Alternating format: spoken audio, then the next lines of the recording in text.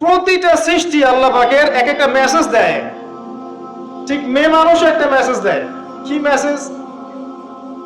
আল্লাহ পাক মানুষকে সবচেয়ে সুন্দর করে সৃষ্টি করেছেন, আর মানুষের মধ্যে মেয়েদেরকে সবচেয়ে বেশি সুন্দর করে সৃষ্টি করেছেন। আল্লাহ পাকের সবচেয়ে সুন্দর সৃষ্টি হচ্ছে মেয়েরা, এবং তারা খুব নরম হয়, নরম, প্রজাপতি ধরার মতো। প্রজাপতিকে ধাপ করে ধরতে পারবেন না আপনি, শক্ত করে ধরতে গেলে প্রজাপতি নষ্ট হয়ে যাবে, মরে যাবে। প্রজাপতিকে কোমল ভাবে ধরতে হবে। ঠিক মেয়েদের সামনেও আপনার কোমল থাকতে হবে।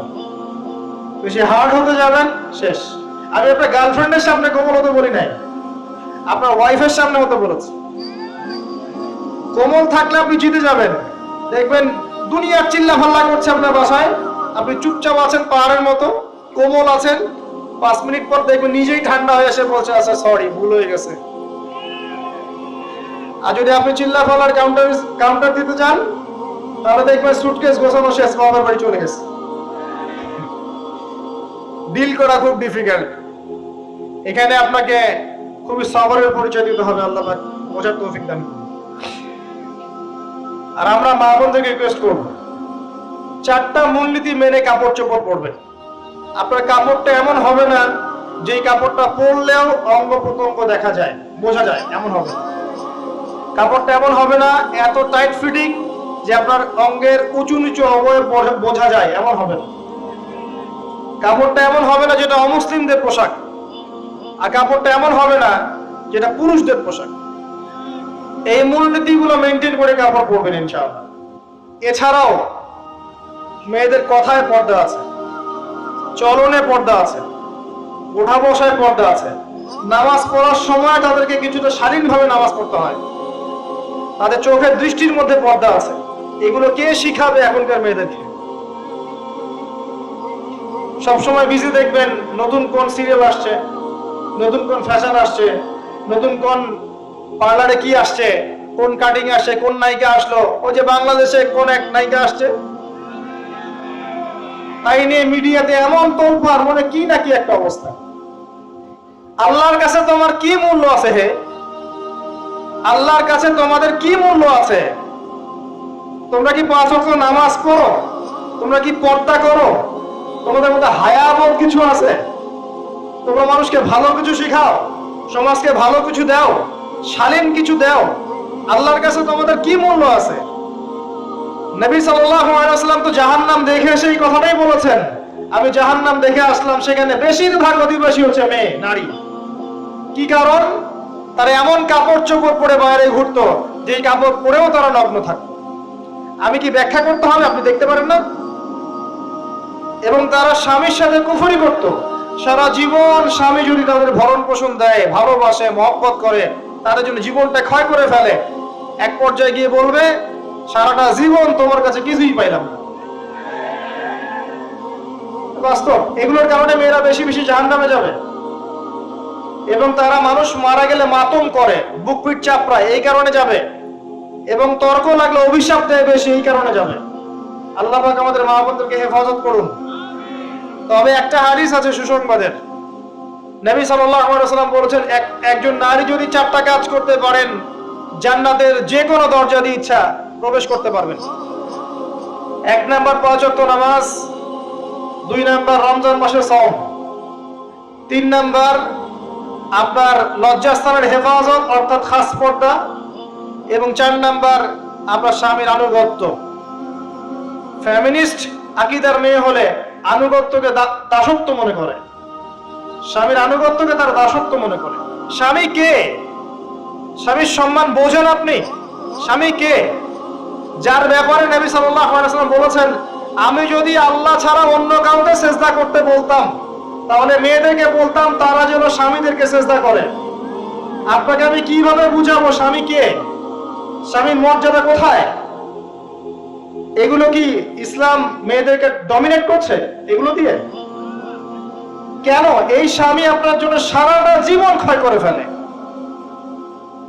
একটা চোর পর্যন্ত, একটা চোর, একটা করাপ্টেড মানুষ, দুর্নীতিগ্রস্ত মানুষ, সে চুরি করে, দুর্নীতি করে এনে বাচ্চাকে খাওয়ায়।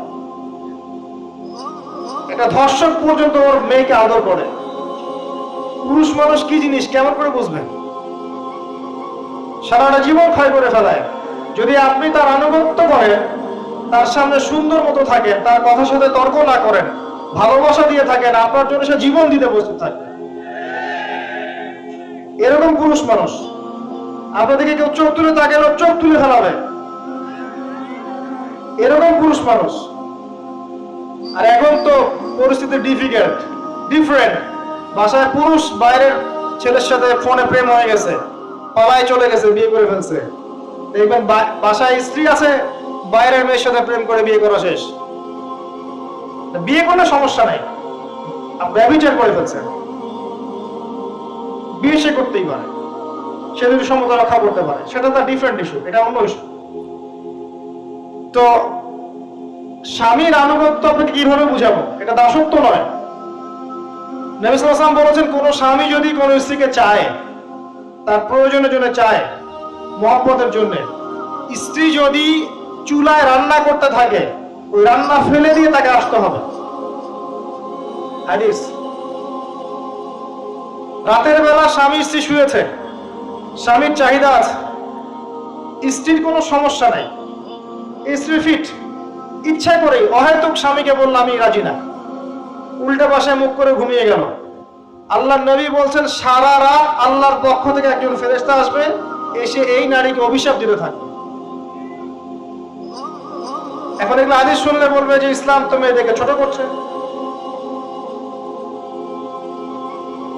একজন মেয়ে তার একজন স্বামীর কথা বলে, স্বামী, তার মেয়ে, তার স্ত্রী, তার মা, তার বোন, সবাইকে তার মিরাসের হক দিতে হয়। একজন মেয়ে তার বাবার সম্পত্তি পায়, কোন কোন ক্ষেত্রে তার ভাইয়ের সম্পত্তি পায়, তার স্বামীটা তো পাই, তার ছেলেটাও পায়। নানি হলেও সম্পত্তির হক আছে। একটা মেয়েকে চতুর্দিক থেকে সিকিউর করা হয়েছে ইসলামে। তারপরেও কিছু ফ্যামিনিস্টের কারণে এরা বলবে যে মেয়েদেরকে ইসলাম ছোট করছে। হ্যাঁ, মেয়েদেরকে ইসলাম কেন ছোট করছে? কারণ পর্দা করে যে বাইরে বেরোতে বলেছে, ঢ্যাং ঢ্যাং করে নগ্ন হয়ে বেরোতে নিষেধ করেছে, এই কারণে। যদি বলে যে হ্যাঁ ইসলাম আপনাদেরকে ফ্রি মিক্সিং এর স্বাধীনতা দিচ্ছে, আপনারা সবাই ফ্রি মিক্সিং করেন, গেঞ্জি পরেন, টি শার্ট পরেন, স্যান্ডো গেঞ্জি পরে বাইরে ঘুরে বেড়ান, টাইট ফিটিং প্যান্ট পরে বাইরে ঘুরে বেড়ান, সব জায়গায় আপনারা ফ্রি মিক্সিং করেন, পর্ন দেখেন, জেনা করেন, মদ খান, ইসলাম খুব ভালো। তখন তোমাদের জন্য তো ইসলাম নয়, তোমরা জাহান্নামে যাও, আল্লাহর কি আসে যায়? ইসলাম তোমাদের জন্য নয়, তোমরা জাহান্নামে গিয়ে মরো, ইসলামের কিচ্ছু যায় আসে না। আল্লাহর ওয়াস্তে পারিবারিক আদর্শের দিকে ফোকাস করেন প্রিয় ভাই। নিজে জাহান্নামের আগুন থেকে বাঁচান, পরিবার বর্গকে বাঁচান, পরিবার একটা পার্ট হচ্ছে আপনার পিতা মাতার সাথে খারাপ আচরণ করতে যায় না আল্লাহর ওয়াস্তে। সেই ব্যক্তির জন্য ধ্বংস, যার পিতা মাতা বেঁচে আছে তাদের হক আদায় করে সে জান্নাতে যেতে পারবে না, তার জন্য ধ্বংস। আরেকটা অংশ আছে আপনার সন্তান সন্ততি, বাচ্চা কাচ্চার প্যারেন্টিংটা খুব সুন্দর করে করেন। যখন আপনি স্ত্রীর সাথে মিলন করতে গিয়েছেন তখন দোয়া পড়েন, আল্লাহুম্মা বিসমিল্লাহি আল্লাহুম্মা জান্নিবনা শাইতান ওয়া জান্নিবিশ শাইতান মা রাযাকতানা। আমার মনে হয় এখনকার জেনারেশন যেগুলো আছে ফাসিক, মাদক সেবন করে, পর্নোগ্রাফিতে আসক্ত, ইয়াবাখোর, স্মাগলিং করছে, চুরি করছে, হাবিজাবি, ধর্ষণ করছে, আমার মনে হয় না তাদের পিতা মাতা তাদেরকে জন্ম দেওয়ার সময় দোয়াগুলো পড়েছিল। কারণ পিতা মাতাকে দোয়া পড়লে ওই সন্তানকে শয়তান স্পর্শ করতে পারে। সন্তান হবে, সন্তান ছেলে হোক মেয়ে হোক, আপনার এটা নিয়ে মন খারাপ করার কিছু নাই। একজন কন্যা সন্তানকে লালন পালন করে সৎপথে প্রাপ্তস্থ করলে এই মেয়ে পরকালে আপনার জন্য জাহান্নামের আগুন থেকে ঢাল হয়ে যাবে। যার কাছে দুইজন মেয়ে আছে, দুইটা মেয়েকে সে ভালো করে মানুষ করেছে, নবী সাল্লাল্লাহু আলাইহি ওয়াসাল্লাম বলছেন সে জান্নাতে আমার সাথে এমন করে থাকবে, এইভাবে। কেউ যদি বিধবার দায়িত্ব নেয়, সেও নবী সাল্লাল্লাহু আলাইহি ওয়াসাল্লামের সাথে এইভাবে থাকবে। এতিমের দায়িত্ব নেয়, এইভাবে থাকবে। ফ্যান্টাসিতে ভুগছেন, একটা এতিম মেয়েকে বিয়ে করেন, একটা অসহায় তালাকপ্রাপ্ত মেয়েকে বিয়ে করেন, একটা বিধবা মেয়ে যার স্বামী মারা গেছে, কেউ নাই দেখার, তাকে বিয়ে করেন, তারপরে বোঝা যাবে আপনার মধ্যে কতটুকু দিন আছে। আর বর্তমান সভ্যতা আমাদের কি সমাধান দিবে? সবাই যদি দিনদার একটা করে ক্যাটরিনা খোঁজে, এই এতিম, এই বিধবা, এই যাদের দেখার কেউ নাই, এই মেয়েগুলা কি রাষ্ট্রের সম্পত্তি হয়ে থাকবে? এর দায়িত্ব কে নিবে? পুরুষরা যদি দায়িত্ব না নেয়, কে দায়িত্ব নিবে? এখন কেউ যদি ওদের দায়িত্ব নিতে যায়, তখন তাকে আবার খারাপ ভাবে উপস্থাপন করা হয়, এই ব্যক্তির মনে হয় চরিত্র খারাপ। কিন্তু এদিকে বাইরে 10টা জেনা করে বেড়াচ্ছে, কোনো সমস্যা নাই, এগুলো কুস্কায়। এইসব জাহেলদের জন্য ইসলাম নয়। ইসলামের প্রতিটা বেসিক ফান্ডামেন্টাল মানবতার কল্যাণের জন্যই এগুলোকে ফরজ করা হয়নি। আপনি নফল, আপনার সামর্থ্য থাকলে আপনি করতে পারেন, না করলে কোনো সমস্যা নাই। কেউ যদি করে যে ইসলাম পরিপূর্ণরূপে পালন করার চেষ্টা করছে, এটার উপরে আমল করার চেষ্টা করছে, তাহলে আপনি তাকে ক্রিটিসাইজ করছেন না, কি সমস্যা আপনার? একটা পয়েন্ট হচ্ছে সন্তান সন্ততি। বাচ্চা কাচ্চাকে ছোটবেলা থেকেই মানুষ করতে হবে এমন ভাবে যাতে করে বড় হয়ে এরা এই উম্মার খালেদ এবং ওমর হতে পারে। বাচ্চা ছোট বাচ্চাকে আপনি ভালো খাবার দেন, মায়ের স্নেহ দেন, বাবা মার সাথে রাখেন, একটু গ্রাম্য পরিবেশে নিয়ে গিয়ে তাকে বড় করেন।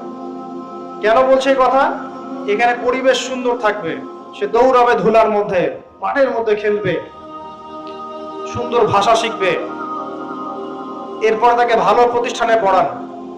প্রতিষ্ঠানটা এমন হবে যে প্রতিষ্ঠানে জেনারেল শিক্ষা, ইসলামিক শিক্ষা একসাথে দেয়া হচ্ছে, সে সব শিখবে। আমার ছেলে কোরআনে হাফেজও হবে, আমার ছেলে ডক্টরও হবে, এভাবে করে তুলুন। আধুনিক হন, মাথাটা খাটান, ব্যাকডেটেড মানসিকতা বাদ দেন। বিশ্বটা এগিয়ে গেছে, আমাদেরকে এগিয়ে যেতে হবে। একমুখী জ্ঞান দিয়ে আপনি কিচ্ছু করতে পারবেন না এই যুগে। দ্বিমুখী শিক্ষার একটা হারমোনিয়াস কম্বিনেশন দরকার। আমাকে কোরআন জানতে হবে, সায়েন্সও জানতে হবে, নাহলে আমি সায়েন্স দিয়ে কোরআনকে ব্যাখ্যা করতে পারবো না, কোরআন দিয়েও সায়েন্সকে ব্যাখ্যা করতে পারবো না। জানতে হবে আমাদেরকে।